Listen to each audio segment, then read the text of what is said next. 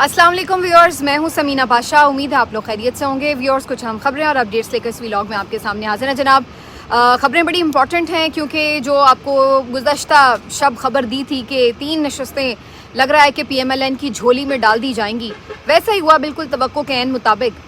और बहुत से आज लोग आपको ये कहते हुए और क्रेडिट लेते हुए नज़र आएंगे कि जी हमने तो पहले ही बता दिया था, देखा हमारी खबरें बड़ी सही होती हैं। लेकिन हकीकत ये है कि इसमें मेरा या किसी के भी कोई ख़बर का या किसी तज्ज़िये का कोई कमाल नहीं है। माशाल्लाह से काजी साहब ने ख़ुद को इतना एक्सपोज कर दिया हुआ है, वो इतना ओपनली सामने आ चुके हुए हैं कि अब कोई प्रिडिक्ट करना उनके हवाले से मुश्किल ही नहीं है कि उन्होंने क्या फ़ैसला करना है, क्या बेंच बनाना है, उनका अगला वार क्या हो सकता है। तो ये बेसिकली काजी साहब का कमाल है और किसी का कमाल नहीं है। बहरहाल इससे क्या असरात मुरतब होने जा रहे हैं, क्योंकि खान साहब ने भी आज अडियाला जेल में अहम गुफ्तगू की है। काजी साहब की एक्सटेंशन के हवाले से उन्होंने क्या अहम बात कर दी है वो भी आपके साथ शेयर करते हैं। और फिर एक और आज खबर है, मतीउल्लाह जान साहब ने जी टेरियन वाइट केस का दरख्वास्त गुजार फाइनली मोहम्मद साजिद जो शहरी है लापता था वो भी ढूंढ लिया है। बड़ी इंटरेस्टिंग बात है, उसके ऊपर भी आपके साथ डिस्कशन करेंगे। आपसे रिक्वेस्ट है कि चैनल को सब्सक्राइब कर लें अगर अभी तक सब्सक्राइब नहीं किया। अच्छा, पहले मैं थोड़ा सा बता दूं कि अगर आप लोग देख रहे हैं कि आज बैकग्राउंड क्यों चेंज हो गया है, तो कहानी कुछ यूँ है कि वैसे तो बच्चों के साथ निकले हैं जी थोड़ा सा इसलिए कि घूम फिर लें, ज़रा सैरो तफरी हो जाए। बच्चों की छुट्टियां ख़त्म हो रही हैं स्कूल से, तो वो भी काफ़ी इंसिस्ट कर रहे थे, तो इसलिए अब निकल पड़े हैं। और रास्तों में जहाँ जहाँ कहीं मौका मिलता रहेगा वहाँ कोशिश होगी कि व्लॉग कर सकूँ और आपके साथ बातचीत होती रहे। कोशिश करूँगी कोई मेरा ख्याल है अगर अच्छी जगह खूबसूरत जगह हुई तो वहाँ पर, बल्कि जगह तो खैर बहुत सारी होंगी यकीनी तौर पे खूबसूरत भी, तो कोशिश करेंगे कि कुछ वहाँ की ब्यूटी को भी कैप्चर कर सकें, किसी व्लॉग में कुछ उसका भी हिस्सा शामिल हो सके। तो अभी भी रास्ते में हूँ, लेकिन अभी रास्ते में ये खबरें मिल रही थी तो सोचा कि आपके साथ ये खबरें शेयर कर दी जाएँ। आपसे रिक्वेस्ट है कि चैनल को सब्सक्राइब कर लें। तो सबसे पहले जी इस बात पर आ जाते हैं आज कि जो सुप्रीम कोर्ट ऑफ पाकिस्तान की तरफ से डिसीजन आया, तो जनाब ये 2-1 से डिसीजन आया और चीफ़ जस्टिस काजी फ़ायज़ ईसा साहब के जो हम ख़याल, हम नवा और हम दस्तखत और जो भी आप उनको कह लें, वो जो काजी साहब हैं उनके साथ मिलते हैं हमेशा जस्टिस काजी अफ़गान अख्तर नईम साहब, जो उन्हीं का एक रेप्लिकेट है या जो भी आप उन्हें कह लें, क्योंकि कभी भी वो काजी साहब से इख्तलाफ करते हुए हमने देखे नहीं, नज़र नहीं आया कभी कि वो काजी साहब से इख्तलाफ रखे। तो वो और काजी साहब बस आप समझ लीजिए कि यकजान दो कालिब वाली सूरत हाल है। तो वो और काजी साहब इस बात पर मुत्तफ़िक नज़र आए कि जी ये नशस्तें तो PMLN को ही मिलनी चाहिए, और उन्होंने PMLN के जो उम्मीदवार हैं उनकी अपीलें मंजूर कर ली लाहौर हाई कोर्ट के फ़ैसले के ख़िलाफ़। जबकि जो साबिक़ chief justice Sindh high court हैं इस वक्त सुप्रीम कोर्ट में आ चुके हैं, जस्टिस अकील अब्बासी साहब, उनकी तरफ से इसके ऊपर इख्तलाफ किया गया फ़ैसले के ऊपर, और उन्होंने अपना एक अलग फ़ैसला इख्तलाफी नोट की सूरत में दिया है। लेकिन यहाँ पर हम बिल्कुल वो फजूल बात नहीं करेंगे कि जी चूँकि सही फ़ैसला जो है वो अक़लियत का है लिहाजा उस पर ही अमल दरामद हो। हमें पता है कि भले अक़लियत ने इस वक्त सही फ़ैसला किया, अक्सरियत ने इस मौके पे गलत फ़ैसला किया, लेकिन इसके बावजूद भी ये आइन को पामाल करने के मुतरादिफ है कि फिर हम ये बात करें कि जी उस पर अमल ना हो। तो अमल तो उस पर हो ही जाएगा, लेकिन फ़ैसला क्या है ज़रा मैं आपको बता देती हूँ। आपको मैंने कुछ तो पिछले वीडियो में एक्सप्लेन किया था कि बेसिकली ये नशस्तें PTI ने जीती थी और फिर कैसे रीकाउंटिंग में उन्हें PMLN की झोली में डाल दिया गया था। और ये नशस्तें थी NA 154, NA 81 और NA 79 की। और ये सारी जो तीनों नशस्तें थी ये रीकाउंटिंग में यानी दोबारा गिनती में इलेक्शन कमीशन ऑफ पाकिस्तान ने PMLN को दी थी। बेसिकली आम तौर पर जो एक आप समझ लें रूल्स भी हैं और कुछ ट्रेडिशंस भी हैं जो फॉलो होती हैं, उसके मुताबिक अगर तो चंद 100 वोटों का फ़र्क हो तो फिर तो आप रीकाउंटिंग में जाते हैं और इलेक्शन कमीशन भी इसको एड्रेस कर लेता है। वरना नॉर्मली ये कहा जाता है कि इलेक्शन कमीशन का काम सिर्फ़ और सिर्फ इलेक्शन करवाने और इंतखाबात के नताइज के ऐलान तक होता है। उसके बाद जो भी मसाइल आते हैं, कोई रीकाउंटिंग का इशू है, फॉर्म 4547 का इशू है, कोई भी और मसला है, तो वो सारे मामला जो हैं इलेक्शन ट्रिब्यूनल के पास जाते हैं। लेकिन इस केस में क्या हुआ कि इलेक्शन कमीशन के पास PMLN वाले चले गए और बजाय इसके कि वो रीकाउंटिंग की दरख्वास्तें भेजते इलेक्शन ट्रिब्यूनल की तरफ, उन्होंने ख़ुद ही उन्हें एड्रेस कर लिया और कहा कि आएँ जी आएँ, तशरीफ़ लाएँ, हम आपके लिए रीकाउंटिंग करवा देते हैं। और रीकाउंटिंग से पहले पूरा बंदोबस्त किया गया था। वो इस तरह के PTI के जो उम्मीदवार थे उनके जो वो थे बैलेट पेपर्स थे उनके ऊपर डबल स्टैंप लगा दी। तो जब डबल स्टैंप लगती है आपको पता है वोट मुस्तरद होता है, तो 10,000 के करीब ऐसे بیلٹ باکس نکالے گئے جو کہ پی ٹی آئی کے لوگوں کے تھے, ان کے اوپر ڈبل اسٹیمپ کی گئی, اور پھر ظاہر ہے کہ ری کاؤنٹنگ میں تو یہی ہونا تھا کہ ان کو جتوا دینا تھا. اور دوسرا, جب ری کاؤنٹنگ کی گئی اس وقت جو پی ٹی آئی کے امیدوار تھے وہ موجود بھی نہیں تھے, ان کی غیر موجودگی میں ری کاؤنٹنگ کی گئی. بھئی جب میرا ایک معاملہ ہے, میں کسی چیز کے اوپر ہمہ دعویٰ کر رہی ہوں, تو میری غیر موجودگی میں آپ کیسے ری کاؤنٹ کروا سکتے ہیں؟ تو دوسرا اس میں سب سے بڑا ایشو یہ تھا. پہلا ایشو یہ تھا کہ جی آپ کیوں سن رہے ہیں الیکشن کمیشن, انہیں چاہیے تھا ٹرائبونل میں بھیجتے. دوسرا معاملہ کیا ہوا کہ ڈفرینس اتنا زیادہ تھا, اس کے باوجود بھی آپ نے ری کاؤنٹ کی طرف گئے. اور تیسرا یہ جو میں نے ابھی آپ کو بتایا کہ کس طریقے سے آپ نے ڈبل سٹیمپنگ کی اور پی ٹی آئی کے لوگوں کی غیر موجودگی میں آپ نے یہ ری کاؤنٹنگ کی. اب اس میں آپ نے کتنا گھپلا کیا ہوا کسی کو کیا پتا. تو اس طریقے سے یہ جو نشستیں تھیں یہ پی ٹی آئی کے امیدواروں سے چھین کر پی ایم ایل این کے امیدواروں کو دے دی گئیں. پی ٹی آئی کے لوگ اس معاملے کے اوپر ہائی کورٹ گئے اور ہائی کورٹ نے ٹیکنیکل گراؤنڈز کے اوپر اس کو ریجیکٹ کیا الیکشن کمیشن کے فیصلے کو. انہوں نے کہا کہ یہ معاملہ الیکشن ٹرائبونلز میں جانا چاہیے تھا, الیکشن کمیشن کو نہیں چاہیے تھا کہ وہ سنتا. اور پھر جو آگے ان کے آپ اعداد و شمار دیکھیں اس سے بھی بات واضح ہو گئی. اب ہائی کورٹ کا یہ جو فیصلہ تھا یہ پی ایم ایل این کے لوگوں نے سپریم کورٹ میں چیلنج کر رکھا تھا, اور یہاں پر قاضی صاحب نے اپنی گیم ڈال دی اور یہاں پر انہوں نے کہا کہ جی الیکشن کمیشن بالکل ٹھیک کہہ رہا ہے. آپ کو پتہ ہے وہ تو الیکشن کمیشن کو ہمیشہ کہہ رہے ہوتے ہیں کہ وہ بڑا آئیڈیل کام کر رہا ہے, بلکہ انہوں نے اپنے فیصلے میں تحریر کیا ہے کہ الیکشن کمیشن جو ہے وہ آئینی ادارہ ہے, سب کو چاہیے اس کا احترام کریں. ہائی کورٹ کے ججز نہ جانے کیوں الیکشن کمیشن کا اس طرح سے احترام نہیں کرتے, تو قاضی صاحب زبردستی سب سے احترام بھی کروا رہے ہیں. اچھا, یہ بھی انٹرسٹنگ بات ہے کہ جو مخصوص نشستوں کا کیس تھا اس میں خود قاضی صاحب یہ کہتے رہے ہیں کہ جی الیکشن کمیشن حکام نے ان کے بلے والے فیصلے کی غلط تشریح کی. یہ خود وہ کلیم کرتے رہے ہیں, اور آج انہیں لگ رہا ہے کہ الیکشن بالکل ٹھیک ہوا ہے اور الیکشن کمیشن جو ہے اس کا ہر فیصلہ بالکل ٹھیک ہوتا ہے. تو یہ آپ کو تضاد خود بخود نظر آ جاتا ہے. دوسری طرف عقیل عباسی صاحب جنہوں نے اس فیصلے سے اختلاف کیا ہے, انہوں نے بیسکلی لکھا ہے کہ جی ہائی کورٹ نے جو فیصلہ کیا ہے اس میں بظاہر کوئی نظر نہیں آ رہا قانونی سکم, ان کا درست فیصلہ ہے, اور نہ ہی اس طرح سے ہم یہ کہہ سکتے ہیں کہ یہ کوئی الیکشن کمیشن کے کام میں رکاوٹ ہے. اور مجھے نہیں سمجھ میں آتا کہ سپریم کورٹ کو بھی کوئی ضرورت نہیں ہے کہ ہائی کورٹ کے اس آرڈر میں مداخلت کرے. تو عقیل عباسی صاحب بالکل ہائی کورٹ کے فیصلے کے ساتھ کھڑے تھے کہ جی یہ درست فیصلہ ہے. لیکن بہرحال قاضی صاحب اور افغان اختر نعیم صاحب کے مہربانیوں کے طفیل پی ایم ایل این کو یہ 3 نشستیں مل گئی ہیں.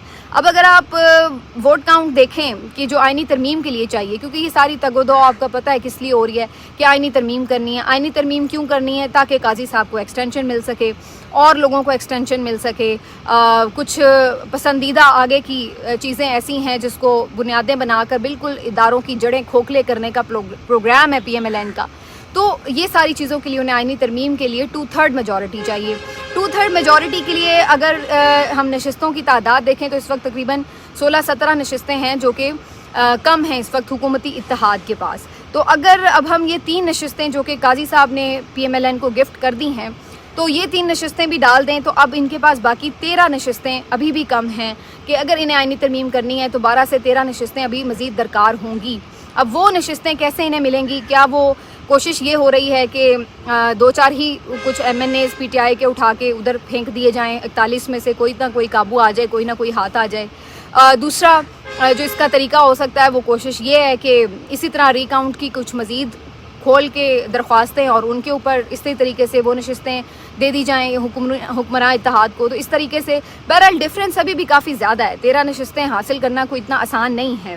تو یہ اب انٹرسٹنگ گیم بن رہی ہے. بظاہر لگ رہا ہے کہ کوشش پوری کی جا رہی ہے, اور افسوس کی بات یہ ہے کہ اس میں جو قاضی صاحب ہیں ان کا اتنا متنازع کردار ہو چکا ہے, اور وہ تاریخ میں یہ بالکل پرواہ ہی نہیں کر رہے کہ اب ان کو کس الفاظ میں یاد رکھا جائے گا. اور جس طرح انہوں نے خود کو ایکسپوز کر دیا ہے کہ ہر کسی کو پتہ ہے کہ ان کا ایک گٹھ جوڑ نظر آ رہا ہے, اور سب کو نظر آ رہا ہے کہ وہ ایکسٹینشن کے لیے کتنے ڈیسپریٹ ہیں, اور حکومت بھی کتنی ڈیسپریٹ ہے ان کو ایکسٹینشن دینے کے لیے. تو یہ سب چیزیں اب اتنی آبویس ہو چکی ہیں کہ اس کے بعد بھی وہ ایکسٹینشن لے کے اگر سمجھتے ہیں کہ جی وہ بڑا کوئی کارنامہ کر لیں گے, اول تو پھر بھی یہ ایکسٹینشن مشکل نظر آ رہی ہے. لیکن اگر بالفرض ہم کسی طور یہ سوچ بھی لیں تو آپ اندازہ لگائیں کہ قاضی صاحب کی کیا پوزیشن ہوگی ایسی ایکسٹینشن لے کے ایسا عہدہ لینے کی. لیکن ہمارے ہاں تو اب ایسا لگ رہا ہے کہ یہ چیزیں لوگوں کے لیے کوئی پرابلم ہی نہیں رہ گئی ہیں. بہرحال دوسری طرف عمران خان صاحب نے بھی آج ایک بڑی اناؤنسمنٹ کر دی ہے. خان صاحب نے جی آج جیل سے اعلان کیا ہے آج ان کے القادے ٹرسٹ کیس میں جو سماعت تھی اس میں ظاہر ہے ان کی بات چیت ہوئی ہے صحافیوں کے ساتھ اور لوگوں کے ساتھ. تو انہوں نے آج واضح اعلان کر دیا, کیونکہ جیسے انہیں یہ خبر ملی اس فیصلے کے حوالے سے, تو انہوں نے کہا کہ قاضی صاحب نے جو بہت ہی متعصبانہ اور جانبدارانہ کردار ادا کیا ہے, متنازع کردار ادا کیا, اور جس طریقے سے یہ اب ان نشستوں کے اوپر تو ہر کسی کو معلوم ہے کہ پورا شب خون مارا گیا ہے, یہ بالکل ڈاکہ ہے کھلا جو کہ اس وقت مار کر PMLN کو یہ نشستیں دی گئی ہیں.